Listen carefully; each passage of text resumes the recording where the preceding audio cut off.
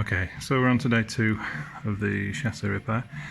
So I've eventually got rid of all the old rotten metal from the front and rear sections, and I've started to make up new fabrications to replace the old damaged metal. The replacement section, I've just had to open up the slots a little bit because, if you can imagine, you have to force the unit back a bit further than it would naturally go to clear that lip before it can then slide back into position. So you have to effectively elongate these openings that are already present. They're present to that point there.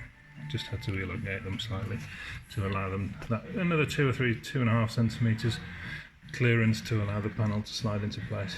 So now I've trial fitted the panel just to make sure I can actually get it in, and I'll just continue to repair the rusty sections of the car. If I have a quick look, it was quite destructive to remove the section.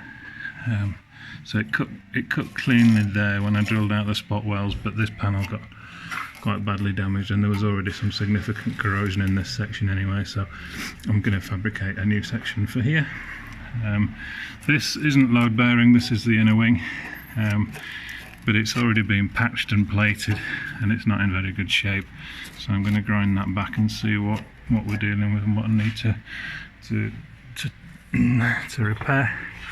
So the main structural elements is this section here, which runs all the way around. So it runs from this section around. So the importance of a strong interface between the two sections is important at this point here. Clearly, obviously, at the front of the chassis rail as well. That's why I'm making these reinforced parts that you can just about see. These parts here. I'll make another section for this side where it got damaged with the air chisel, taking it off. So that'll give us a really good basis to weld the new metal on. And then I've got some repair work to do on the seat base.